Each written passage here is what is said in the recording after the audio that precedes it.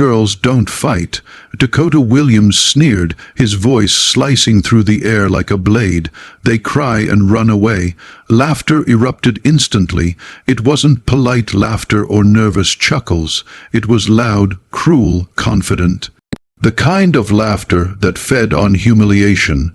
More than 300 voices collided in the massive Ridgemont University gymnasium, echoing off concrete walls and steel rafters. Phones shot into the air as students leaned forward in their seats, hungry for spectacle. The annual Warriors Challenge tournament had already delivered blood, sweat, and broken pride, but this was about to be entertainment.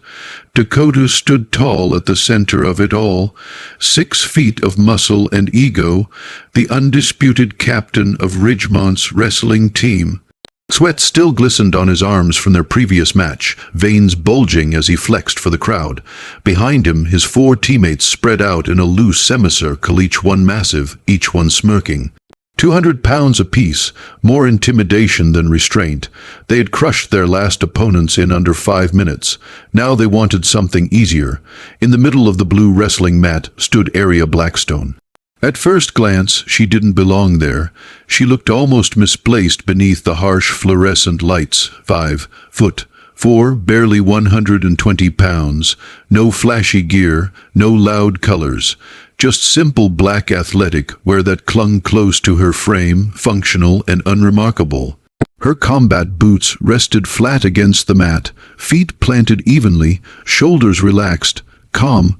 Her auburn hair was pulled back into a tight ponytail, not a strand out of place. Her face held no fear, no anger either. Just stillness. Her green eyes moved slowly from one wrestler to the next, assessing, measuring, remembering. The laughter grew louder. She's lost. Someone shouted from the bleachers. Wrong building. Another voice echoed. A group near the front row began chanting Dakota's name, pounding fists against the metal railing. The energy in the gym shifted, swelling into something ugly and sharp. This wasn't about sport anymore. This was about power. A referee glanced uncertainly between Aria and the wrestlers, fingers tightening around his whistle. He opened his mouth, then closed it again. No rules had been broken. Yet, Dakota took a step forward. Up close, the size difference was almost laughable. He loomed over her, his shadow swallowing her completely. He leaned down just enough so only she could hear him. "You still got time to walk away," he said, lips curling into a grin. "Save yourself the embarrassment." Aria didn't move. She didn't flinch. Instead, she lifted her chin slightly and met his eyes, steady, unblinking. For the first time, something flickered across Dakota's expression. Not fear, not doubt, curiosity. The crowd noticed it too. The laughter softened, turning into murmurs. Phones zoomed in tighter. Someone whispered, "Why isn't she scared?" Aria exhaled slowly through her nose. The noise of the gym faded, replaced by a quieter rhythm, the steady beat of her own heart. She rolled her shoulders once, loosening muscles that had been trained far from cheering crowds and bright lights. This wasn't her first time being underestimated. She had heard the words before, in training halls, in locker rooms, in places where strength was measured only by size and gender. "Girls don't fight." The phrase had followed her for years, spoken with the same careless confidence. Dakota straightened and turned to the crowd, spreading his arms wide. "You all seeing this?" he shouted. "This is what they're sending now." More laughter, louder than before. Aria took one small step forward. It wasn't dramatic, it wasn't aggressive, but it was deliberate. The mat creaked beneath her boots. 10 minutes, that's all it would take. Not for revenge, not for pride, but for silence, before we jump back and tell us where you're tuning in from. And if this story is hitting something deep, make sure you're subscribed, because tomorrow I've saved something extra special for you. The whistle hadn't blown yet. That was the mistake. Dakota laughed again, loud and careless, turning his head slightly toward his teammates as if to say, "Watch this." He reached out, not to strike, not to grapple, but to shove, a casual, dismissive push meant to send a message. A message the crowd would cheer. His hand never landed. Arya moved. To the untrained eye, it looked like nothing. Just a blur, a shift of weight, a step that didn't make sense until it was already over. Her left foot slid back, heel digging into the mat. Her right hand caught Dakota's wrist midair, fingers locking with precise pressure. The laughter stopped. Dakota's grin froze as confusion flickered across his face. He tried to pull back, but his arm didn't move. Instead, his balance shifted, subtly at first, then violently. Arya rotated her hips, dropped her center of gravity, and twisted. There was a sharp crack. Dakota hit the mat hard, not stumbled, not tripped, flattened. The sound echoed through the gym like a gunshot. 300 people sucked in the same breath at the same time. Phones trembled in hands that had been recording mockery just seconds earlier. "Silence," Dakota groaned, rolling onto his side, clutching his shoulder. His face had gone pale, eyes wide with shock. He tried to push himself up, failed, and collapsed back onto the mat. "What the?" one of his teammates muttered. Arya stepped back, already disengaged, her posture relaxed. No celebration, no aggression, just readiness. The referee stumbled forward, half raising his whistle, unsure if he should intervene. He hesitated, eyes darting between Dakota on the ground and the woman standing calmly above him. Dakota's teammates surged forward instinctively. That was their second mistake. Arya's eyes snapped up, sharp now, focused. The calm hadn't vanished. It had sharpened. She adjusted her stance, feet shoulder, width apart, knees slightly bent. Her hands rose, not clenched fists, but open palms, controlled, tactical. One of the wrestlers lunged, anger overriding reason. Arya sidestepped effortlessly, guiding his momentum past her. Her elbow struck, not with brute force, but precision, to a nerve cluster beneath his collarbone. He cried out, arm going limp as he stumbled away, stunned. Gasps rippled through the crowd. Another rushed in. This one was smarter.